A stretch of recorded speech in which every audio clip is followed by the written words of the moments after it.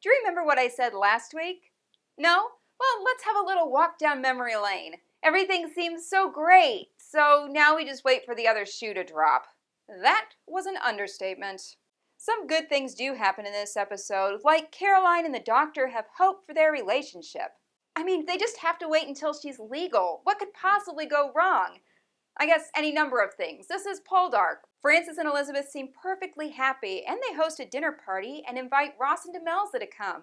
Demelza is feeling a little insecure, and Ross doesn't help it when he sits next to Elizabeth and they talk the whole time. And she would be really bothered if she knew what they were talking about. And that's that Elizabeth says he could love two women, because she still loves him, but she chooses Frances. But Demelza shouldn't feel that way. After all, she's a self-made woman. And she's the one that gives Aidan Turner his bath. Let's not forget that. George, well, he's terrible and just continues down that path. And he buys Ross Poldark's promissory note, which could send him to debtor's prison. He still is holding the torch for Elizabeth, and he goes to her and Frances's house to discuss owning that promissory note with her.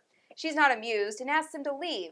He starts to leave and then sees the aunt who knows everything. He tells her he wants her dead. Yeah, he's really bad. In turn, Frances then goes to George and tells him he doesn't care if he even evicts him from his house. He just wants him to never come over again. The next morning, as Frances is getting ready for work at the mine, he goes in and tells his son goodbye for the day. And I start to feel super uneasy. Frances also discovers in the mine the copper they desperately need and brings it to Demelza. And they have a talk about Ross and Elizabeth, and he tells Demelza that she is perfectly enough and to feel confident and secure. And they just have this real warm bonding moment. It feels like his last words. By now I'm yelling at the TV, "Don't kill Frances!" He ends up working in the mine alone, and the floor falls out, and he falls in a deep well of water. People start to miss him, and Ross goes to find him. And you think Ross is saving him because Frances is lifting his hand up and Ross is reaching out, and you think, he's going to be fine, he's going to make it. And then you turn out it was just Frances's fantasy. Yep, he's dead.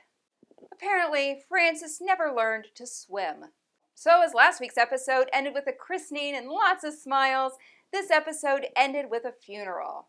Moral of the story, take swimming lessons. And if your aunt predicts doom, just stay home from work that day.